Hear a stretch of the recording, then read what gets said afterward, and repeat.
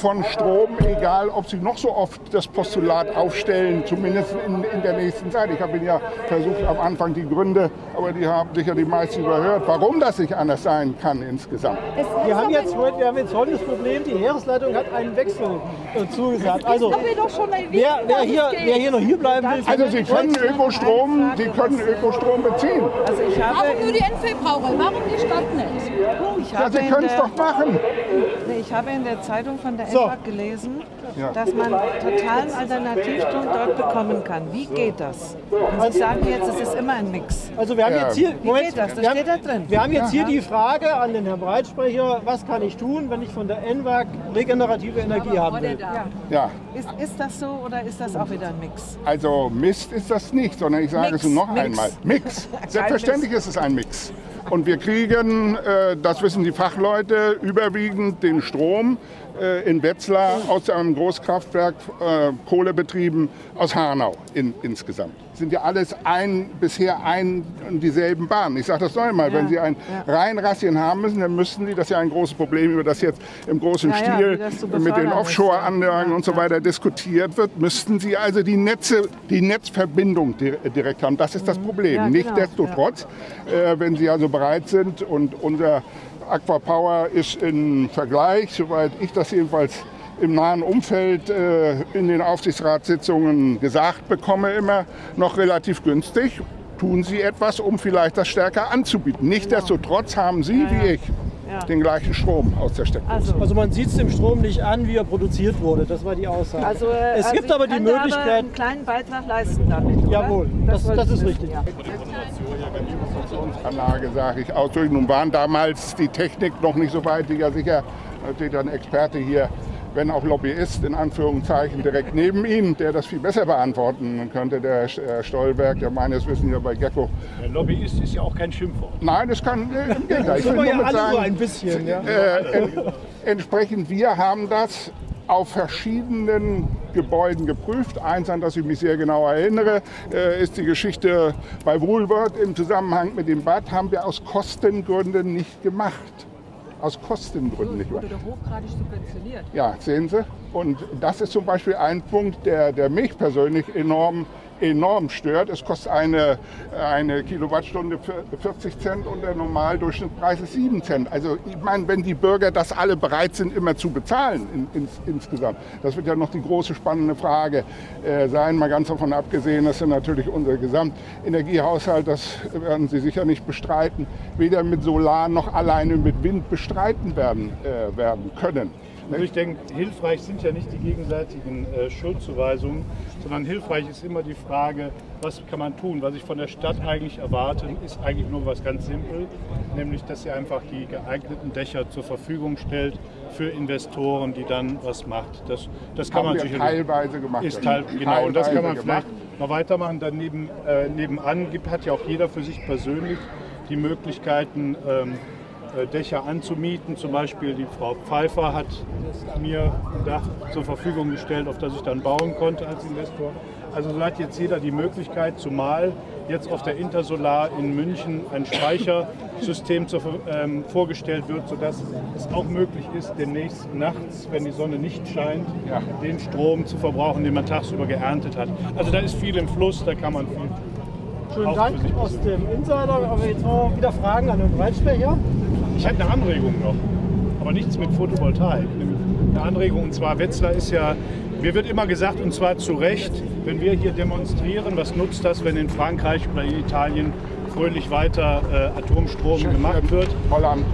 Die Anregung wäre, die Stadt Wetzlar ist ja sehr schön vernetzt in Städtepartnerschaften, dass wir eben mit unserem speziell sehr deutsch ausgeprägten Anliegen, die abzuschalten, auch mal in unseren Partnerstädten vorstellig werden, dass wir also diese kulturelle Schiene nutzen, auch um mal Inhalte politischer Natur zu machen. Okay, Anregung, Städtepartnerschaft. Außerdem glaube ich, dass in dem Moment, wenn hier Geld gemacht wird mit regenerativen Energien, dann steigen ganz viele auf. Auch die Nachbarländer, da bin ich von überzeugt. Sobald die wissen, hier kann man genauso überzeugt sein, wie ich vom Gegenteil überzeugt bin. Glauben Sie im Ernst, dass die Franzosen oder die Russen das tun? Aber Herr Stolberg, ich will das gerne, das kann ich mir leicht merken, so viel ist das ja noch nicht. Avignon ist ja eine der prächtigsten und schönsten Partnerstädte, aber genauso Colchester in Großbritannien. Nur mal zu testen, was die dann darauf entsprechend anfangen. Ja, die sollen einfach erst mal wissen, was wir denken. Ja? Abstellen wollen, dann hat mich doch mal interessiert, wie die Parteien sich das vorgestellt haben, die Bürger zu entschädigen, wenn irgendwas passiert. So wie in Fukushima, jeder hat 10.000 Euro, der ein Haus hatte. Der Rest bezahlt der Steuerzahler, oder? Das ist ja allgemein bekannt, dass es keine Versicherungsgesellschaft in irgendeinem Land dieser Welt gibt, die gegen das Risiko, dass ein Atomkraftwerk jetzt in Fukushima aus der Fukushima aus der Kontrolle gerät, entsprechend das versichert. Und deswegen werden die Politiker, das heißt die Politik, sicher nicht eine generelle Versicherung übernehmen. Kann ich mir jedenfalls nicht vorstellen. Das wären ja, wenn überhaupt, logischerweise wieder die Steuerzahler. Ja, aber die Kosten müssen doch irgendwo sich niederschlagen beim Atomstrom. Ja. Das heißt ja immer, der ist so billig. Ja, das ist ja auch ein Thema, was nun rauf und runter ohne das Ergebnis, was Sie sich vielleicht vorstellen und von erhoffen, diskutiert worden ist und entsprechend, nehme ich an, jedenfalls nicht eingerechnet worden ist. Also da gibt es genauso wenig wie zum Ausstieg, gibt es ein Konzept, wie man Leute entschädigt, falls irgendwas passiert. No. Ja, okay, dann müssen wir mal so ein kleines bisschen den Kreis aufmachen, wenn Sie so freundlich sind. Dann ist es, also es war die Frage nach den Kosten und nach der Umlage der Kosten. Ja, die Entschädigung für die Geschädigten, wenn irgendwas passiert, so wie in Fukushima. Das passiert doch nichts. Euro für jeden Hausbesitzer und den Rest übernimmt der Steuerzahler. Ja, also meines Wissens, und ich nehme mal an, dass Sie das mindestens genauso gut wissen, wenn Sie mich das fragen, gibt es so etwas bis zum heutigen Tage nicht. Und ich kann mir auch, wie gesagt, das deshalb nicht vorstellen, weil sonst wieder die Gesellschaft der einzelnen Staaten, wo so etwas eben passiert, insgesamt wieder in die Steuerhaftung genommen wird. Ja, aber das fängt ja schon viel an. Bitte? Wir haben ja mit vielen Steuergeldern die AKWs gebaut. Das ist ohne jeden Zweifel richtig. Ja. Genauso wie wir mit vielen Steuergeldern jetzt und auch wiederum im großen Maße die Bürger natürlich die Erneuerbaren subventionieren, angefangen vom Solar und so weiter. Das wissen Sie wahrscheinlich ja wohl genauso gut wie ich auch. Ja, aber wenn die Atomkraftwerke später nicht mehr genutzt werden können, dann bleibt der Müll übrig. Und die müssen wir auch bezahlen. Und da besteht Aussicht, dass noch die Müllverbrennungsanlage im Dillfeld eventuell, die ja auch dann mit Stromerzeugung, Wärmekopplung möglich ist, ja, das ist von der dass das noch läuft. Es ist nie zur Entscheidungsreife gekommen, weil der mögliche Investor bestimmte Voraussetzungen nicht mehr erfüllt hat und damit war das Thema für uns beendet. Nochmal SPD. Eine andere Frage noch, die müsste ich an für sich jetzt E-Mails fragen. In der Bauleitplanung, da können doch bei der Neuauflage von Industrie- oder Wohnbaugebieten gleichzeitig die Forderung gestellt werden, dass dort Blockheizkraftwerke eingerichtet werden. Das wäre doch das Sinnvollste, als statt jeder seine einzelne Heizung hat. Also die eine, ich habe das zu Anfang nicht gesagt, ein Teil hat E-Mails gesagt, wo es keinen Dissens zwischen ihm und mir gibt. Also eine für mich wirklich im Zeitraum bis zu 5 Jahren spätestens zu realisierende Angelegenheit werden diese Mini-Blockheizkraftwerke sein, die durch einmal Tüger und auf der anderen Seite steckt der VW-Konzern dahinter und da laufen 3 in unserer Stadt für ein Jahr in einem Versuchsstadium. Das müssen wir also erstmal abwarten, aber ich bin da fest von überzeugt, dass das eine Sache wird, die auch sich rechnet. Das ist ja immer die Frage, es wird ja immer so schön Postulate erhoben, bloß wenn dann also konkret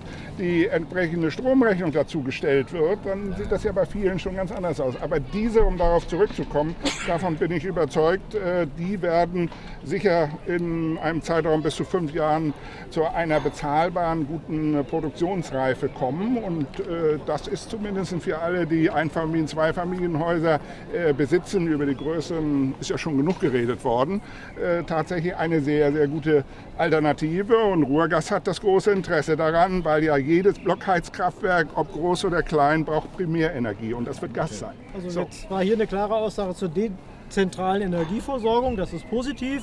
Das mit der Rechnung ist immer die Frage, wann man den Strich zieht.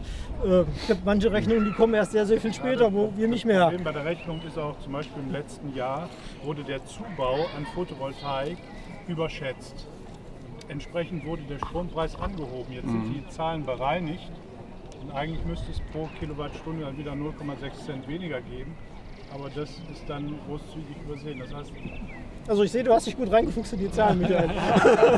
Also Fragen an Herrn Breitspeicher. Es sind einige neue jetzt zu uns gekommen, also bitte, Feuer frei. So. Na, dann kann ich mich ja wenigstens... Ich stelle Ihnen eine Frage, die ich eben gerade gehört habe. Ne? Also keine von mir selbst, aber ich habe es an einer Stelle gehört. Warum ist es der Stadt nicht möglich, einen Beschluss zu fassen und zu sagen, wir versorgen uns als Verwaltung komplett mit erneuerbaren Energien? Ja, weil es Quatsch ist.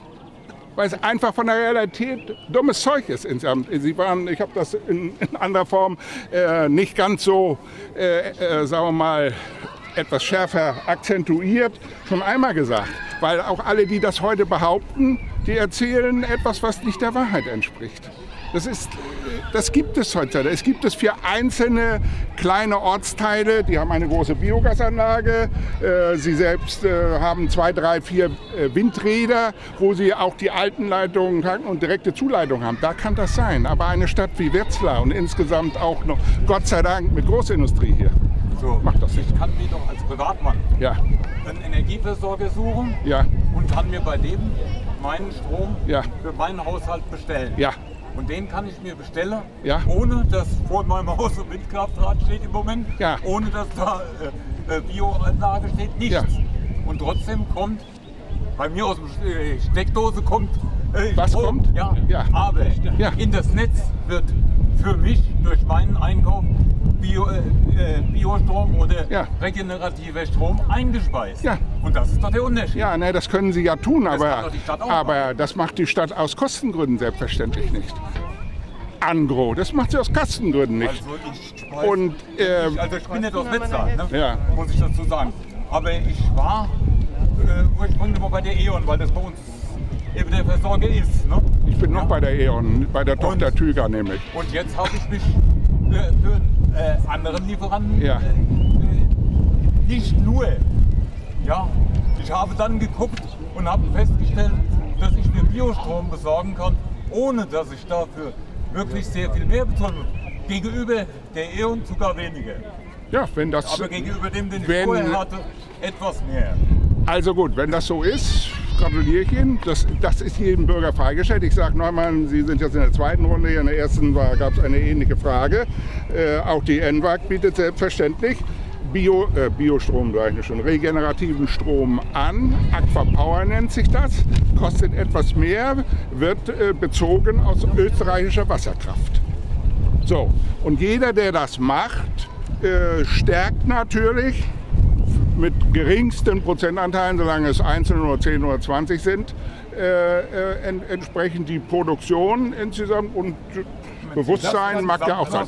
Das könnte die Stadt ja auch machen. Ja, das macht sie aber nicht. Bisher nicht. Ja, aber die Stadt könnte ja sozusagen einen Beschluss fassen, weil wir als Bürger entsprechend wir sind und unsere Vertreter. Ja, bisher sage ich aus meiner Sicht, Gott sei Dank haben wir es noch nicht gemacht und dann würden auf die Gesamtstadt bezogen, also ich meine alle städtischen Einrichtungen und so weiter, würden wir uns entsprechend die Energierechnung im Vergleich ansehen und dann müssten, das geht ohne weiteres, ich habe ja vorhin gesagt, es gibt ja auch eine andere Mehrheit, da bin ich sehr gespannt, ob Sie das machen werden oder wollen insgesamt, könnte demonstrativ das tun und sagt, dafür bezahle ich meinetwegen 480.000 € im Jahr mehr. Das ist mir die Sache wert.